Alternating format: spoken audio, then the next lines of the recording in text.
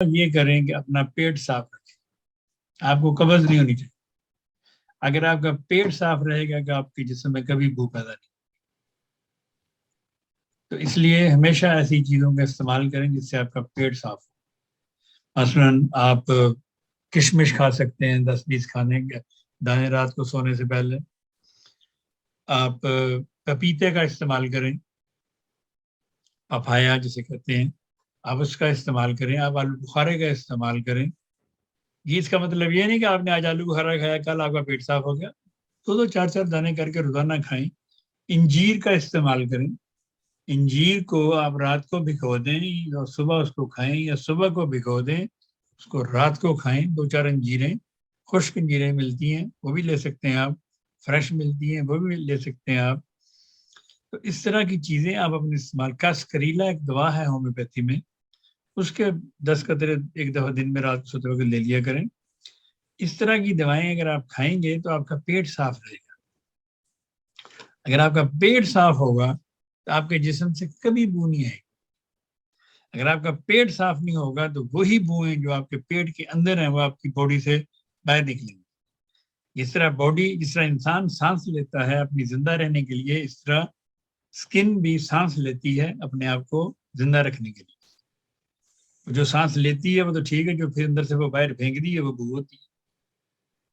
तो इसलिए अपना पेट हमेशा साफ रखें। आपका पेट साफ होगा तो आपके जिस्म से कभी बू नहीं आएगी। बच्चे हों, बड़े हों, छोटे हों, कोई भी हो, पेट साफ रखें।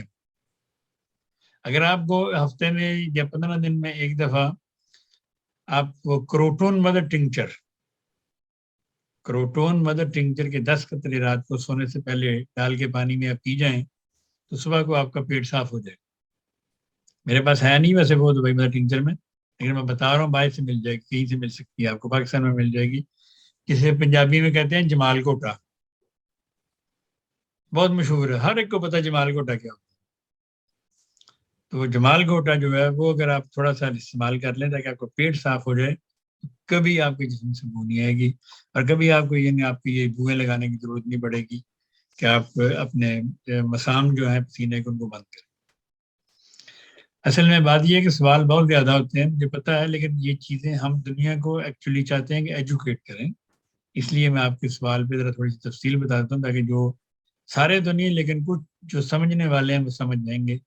और अल्लाह ताला एक भी समझ गया मेरी इस लेक्चर से तो मैं पा गया अपना मकसद। उसका तो पेट साफ इसलिए हो गया। जी जी जी इसलिए अच्छा। बताता हूँ ना कि सबसे बड़ी बीमारी पेट है। पेट को साफ रखें। ठीक। अगर आपका पेट साफ है तो आपको बहुत सारी बीमारियों से आप बच सकते होंगी नहीं आपको कभी, क्योंकि